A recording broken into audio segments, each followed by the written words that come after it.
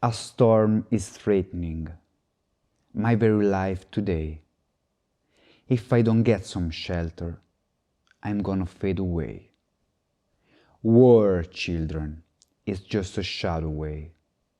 Rape, murder, is just a shadow away. Gimme Shelter, traccia di apertura di Let It Bleed, ottavo album in studio dei Rolling Stones, rilasciato il 5 dicembre 1969.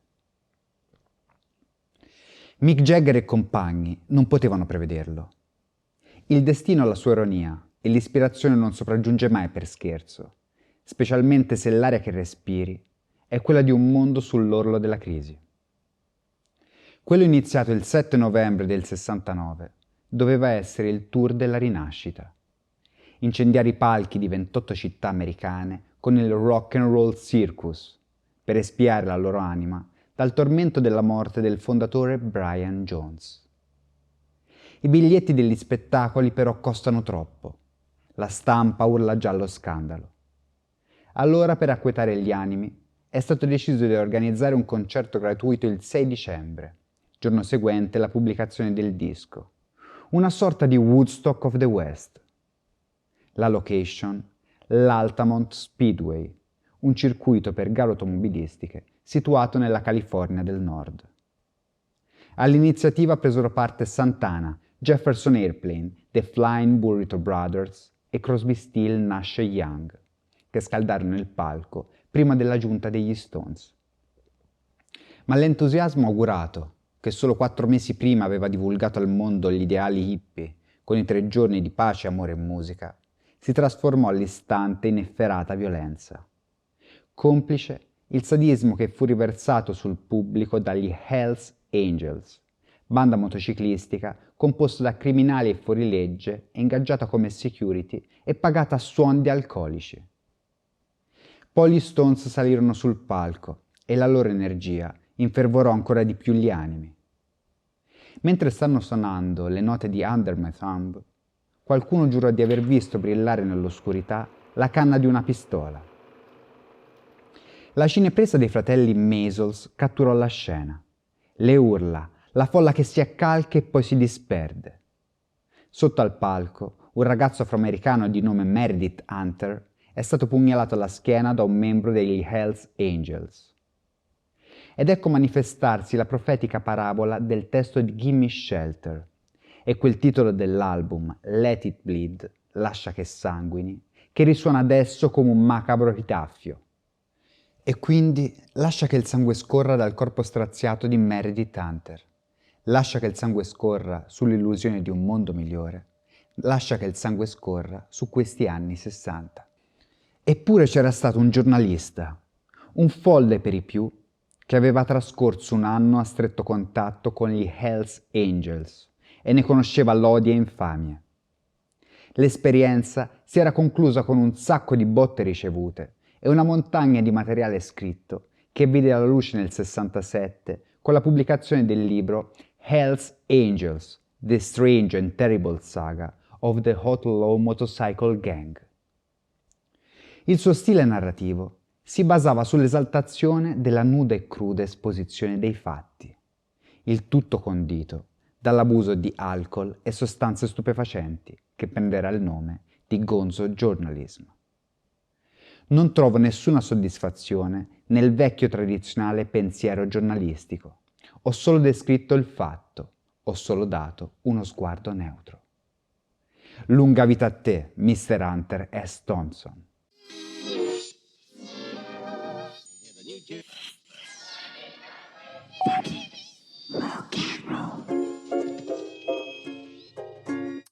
Alle 3 del pomeriggio sveglia. Alle 3:05 Chivas Regal, sigarette Daniel e lettura del giornale del mattino. Alle 3:45 prima dose di cocaina. Alle 3:50 secondo bicchiere di Chivas e sigarette. Alle 4:05 prima tazza di caffè corretto con sigarette. Alle 4:15 seconda dose di cocaina seguita da succo di arancia e sigarette. Alle 4:30 cocaina. 4:54 cocaina. 5:05 cocaina e così via per tutto il giorno. Cocaina, sigarette, Chivas, cocaina, marijuana per rilassarsi un po', poi una giusta porzione di acidi per vedere il mondo da una prospettiva migliore. A mezzanotte si immerge nella scrittura. Alle 8:20 del mattino è pronto per andare a dormire, non senza aver prima ingoiato qualche compressa di Alcion, il suo sonnifero preferito. Questa era la sua fedele routine giornaliera, ma la vita di Hunter Stockton Thompson non era sempre stata così, quantomeno non nei suoi primi anni di vita. Nato il 18 luglio 1937 a Louisville in Kentucky, primo dei 3 figli di una famiglia della middle class americana, il primo approccio di Hunter con l'eccesso fu l'abuso di alcolici della madre a seguito della prematura morte del marito. Odio dover sostenere con qualcuno l'utilità di droghe, alcolici, violenza o follia, ma con me hanno sempre funzionato. Questo il leitmotiv che caratterizzerà la sua intera esistenza. Molto bene, andiamo avanti. Se ne sta chiuso in un'umida camera d'albergo. Il sudore gli impregna la camicia, esalando i fumi dell'ultimo sorso di rum trangugiato. Davanti a sé la fedele macchina da scrivere. Le dita hanno molto da raccontare, mentre la mente può permettersi di masturbarsi sul sogno di scrivere il grande romanzo americano. Devo riuscire a battere quel dannato Gatsby. Una zanzara ha deciso di annegare i suoi problemi nell'ultimo goccio di rum rimasto. L'alcol può portarti a fare cose molto stupide, come morire in questo caso. No, l'alcol non è per tutti. Con il dito la solleva, la schiaccia sul foglio sul quale sta scrivendo.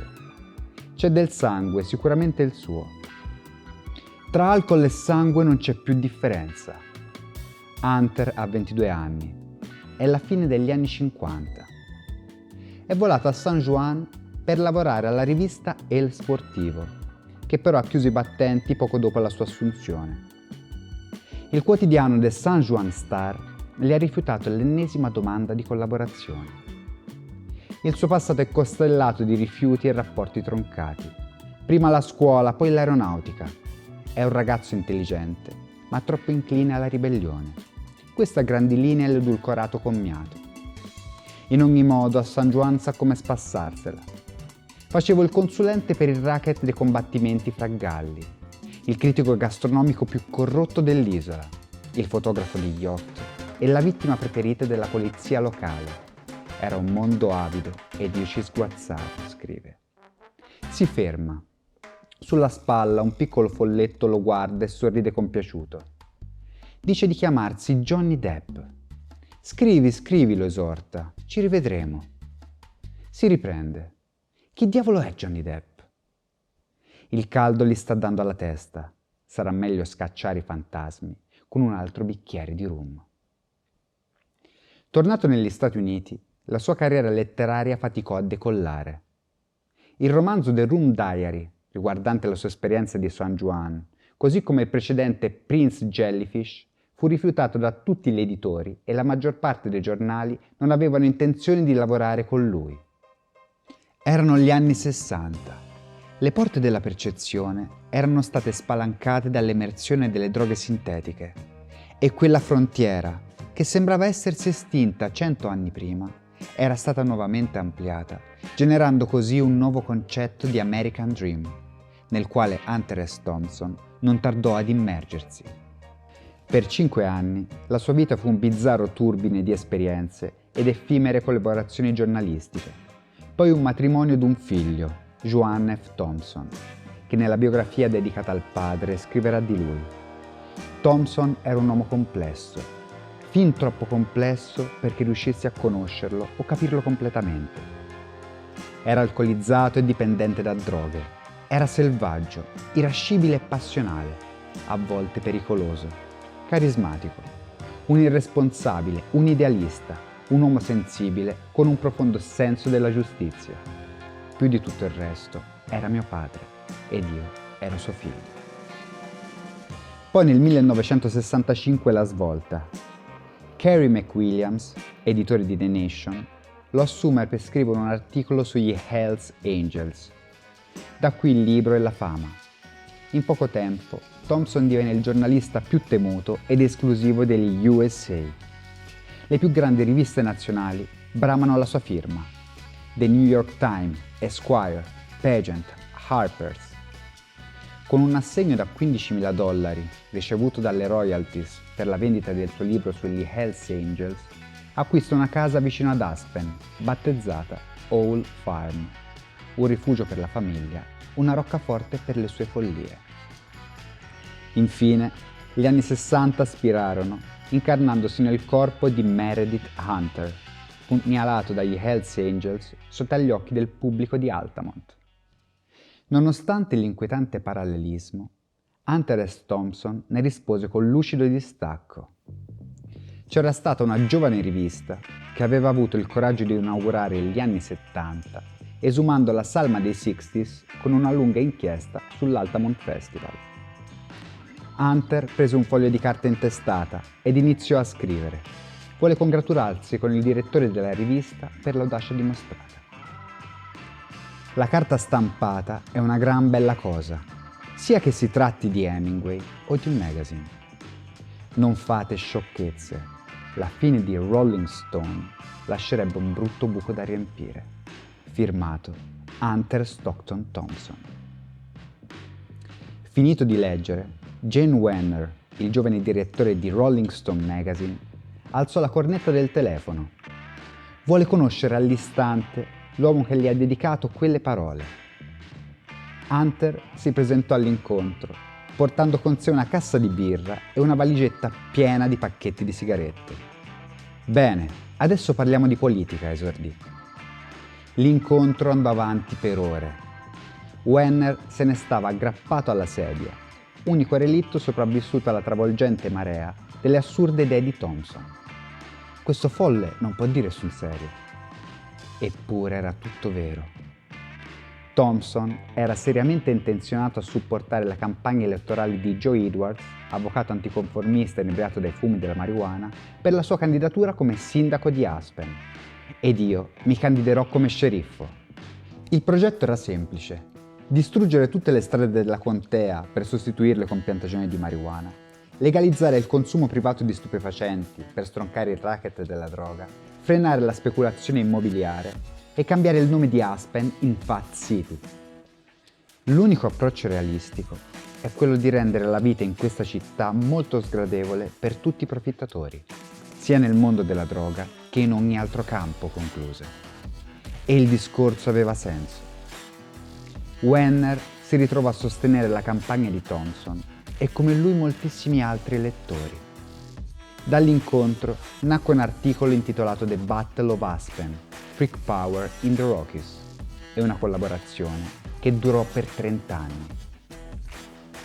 Per quanto folle, l'idealismo di Hunter S. Thompson affondava le radici in un profondo senso di giustizia e nell'amore per la sua terra.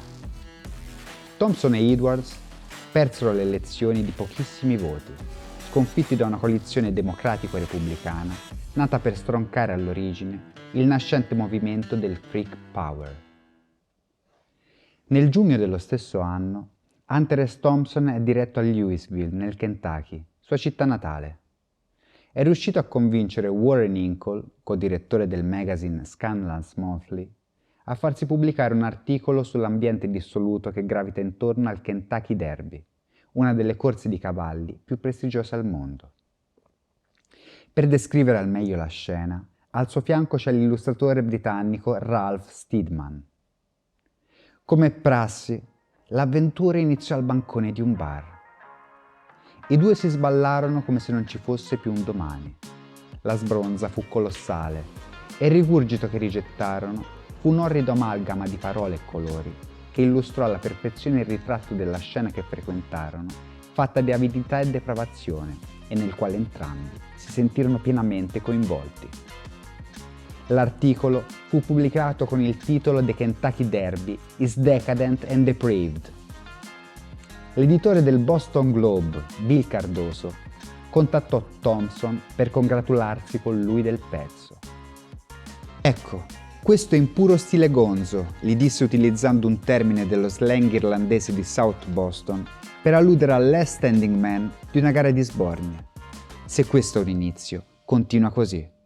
Hunter si voltò verso Steadman. Esatto, gli disse, è proprio quello che sto facendo. Per vestire al meglio i panni del giornalista gonzo, Thompson scelse come vessillo l'emblema utilizzato nella sua campagna come sceriffo, una mano assedita che stringe un peyote, e adottò lo pseudonimo di Raoul Duke o più semplicemente Mr. Duke, con il quale firmerà la sua opera più celebre. Ma andiamo con ordine. Il 29 agosto 1970, Ruben Salazar, giornalista di origine messicana del Los Angeles Times, viene ucciso, mentre sta manifestando alla marcia a Chicano contro la guerra del Vietnam, da un candelotto lacrimogeno sparato a bruciapelo dal vice sceriffo della contea di Los Angeles. L'episodio ebbe un'enorme risonanza mediatica. Thompson vuole vederci chiaro. L'atmosfera in città è troppo tesa a causa degli scontri razziali. Allora lui e la sua fonte principale, l'avvocato attivista Oscar Zatacosta, decidono di partire alla volta di Las Vegas per parlare dei fatti e dove Thompson è stato incaricato di recarsi dalla rivista Sport Illustrated per curare un servizio sulla Mint 400, celebre gara motociclistica off-road nel deserto. Abbia inizio il caleidoscopio lisergico. È il 21 marzo 1971. La Red Shark sta divorando l'asfalto volando ai limiti della follia. Al volante il signor Raoul Duke, al suo fianco l'avvocato Mr. Gonzo. Di fronte a loro lo sconfinato deserto del Moave. Il bagagliaio della macchina racchiude una ricercata collezione delle droghe più disparate. Ci sono piccole pillole multicolor, una risma di fogli di LSD, borsa d'erba, cocaina, mescalina. E per sconfiggere l'arsura, una cassa di birra, litri di tequila e rum e un paio di bottiglie d'etere, che fanno sempre bene. La città del peccato pretende le loro anime. Dannazione, se non è questo il maledetto sogno americano. Una volta arrivati a Las Vegas, la mente ed il corpo si dissolsero nelle droghe e nei fiumi d'alcol. Le parole scritte furono le uniche testimoni, lucide e accattivanti come sempre. L'articolo, neanche a dirlo, fu rifiutato da Sport Illustrated insieme al conto spese. Hunter S. Thompson lo inviò quindi all'amico Jen Wenner di Rolling Stone Magazine. La rivista lo rispedì subito a Las Vegas. Imbucati al convegno della National District Attorneys Association. Discuteranno di droghe, gli disse. Parla anche di questo. Fear and Loathing in Las Vegas, A Savage Journey to the Heart of the American Dream, fu pubblicato da Rolling Stone nel novembre del 1971. L'anno seguente divenne un libro, arricchito dalle illustrazioni dell'amico Ralph Steadman, che lo consacrerà scrittore di culto per le generazioni a venire. Al di là dell'epopea allucinogena di Las Vegas, Thompson non mancò di rispettare l'impegno primario per il quale si era incontrato con Oscar Zatacosta. Gli appunti redatti grazie alle sue indagini sulla morte di Ruben Salazar videro la luce il 29 aprile 1971 sul numero 81 di Rolling Stone con il titolo Strange Rumblings in Aztlan, un'aspra denuncia nei confronti del volto oscuro di un'America ma del tutto depurata dalla purulenta piaga del segregazionismo e dell'odio razziale. Sul finire del 71 scriverà sempre per Rolling Stone una serie di 14 articoli denigratori, raccolti poi nel libro Fear and Loathing on the Campaign Trail 72, atti a screditare la figura controversa dell'allora presidente repubblicano Richard Nixon, sostenendo al contempo la campagna politica del candidato democratico George McGovern. McGovern perderà le elezioni minato da un establishment democratico inconsistente. Nixon si autodistruggerà 2 anni più tardi a causa dei suoi illeciti intrighi venuti a galla a seguito dello scandalo Watergate. Si chiuse così un'epoca. Negli anni a seguire, la verve creativa di Thompson finì pian piano per scemare. L'abuso di alcol e sostanze stupefacenti e la celebrità crescente finirono per avvizzirlo. Gli articoli divennero sempre più sporadici, così come le collaborazioni, senza però mai essere abbandonato dai suoi vecchi colleghi di Rolling Stone Magazine o dall'amico Ralph Steadman. Alla fine però, Hunter S. Thompson finì per chiudersi sempre più in se stesso, isolato dal mondo nella sua roccaforte ad Aspen. Ci fu però un episodio che gli concesse quantomeno il privilegio di una nuova prospettiva nei confronti della vita. È una fredda notte di dicembre del 1994. Hunter irrompe dalla porta della Woody Creek Tavern di Aspen. Una coltre di gelo si riversa nel locale.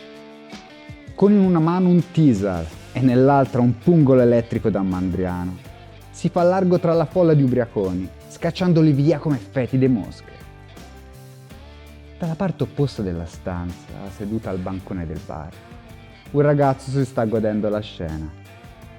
In fondo è venuto proprio per questo, ma non si aspettava di vederlo arrivare accompagnato da un'aureola di scintille e urla di terrore, come fosse un santo vendicatore.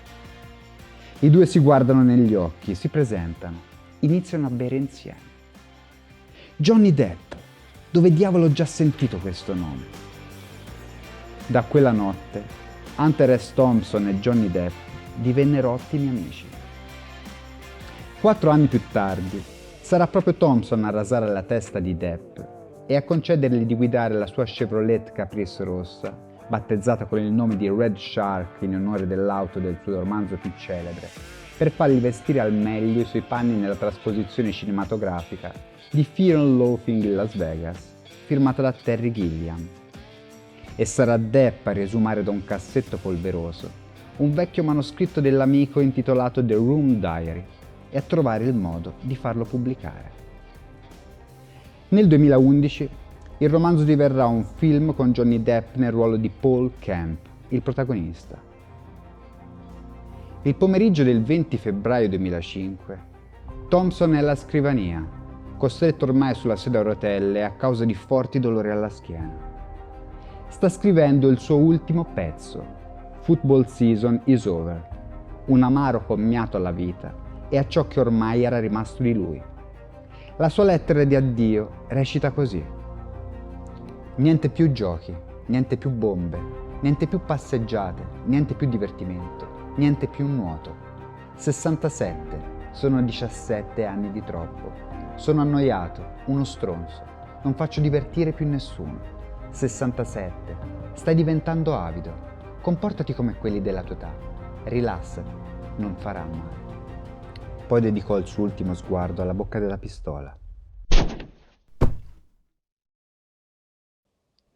La notte del 20 agosto dello stesso anno, un cannone di 47 metri a forma di pugno assedita che tiene stretto un peyote, punta le sue fauci verso il cielo.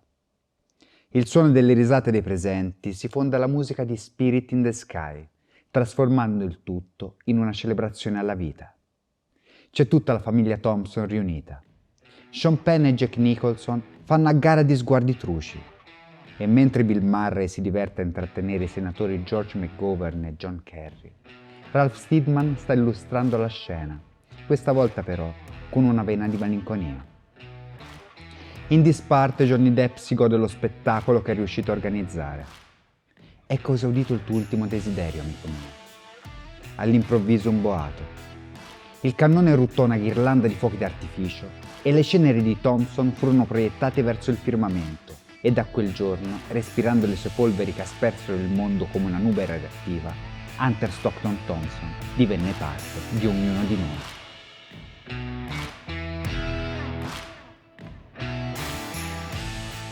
Ciao Rockefeller! Grazie per aver visto il video. Questa è la storia di Hunter Stockton Thompson. Se l'episodio ti è piaciuto, metti like e condividilo con i tuoi amici. Lascia un commento per trasmetterci la tua idea e per aiutarci a trovare ispirazione per storie sempre nuove. Seguici per diventare parte di questa realtà. Questo è Funny.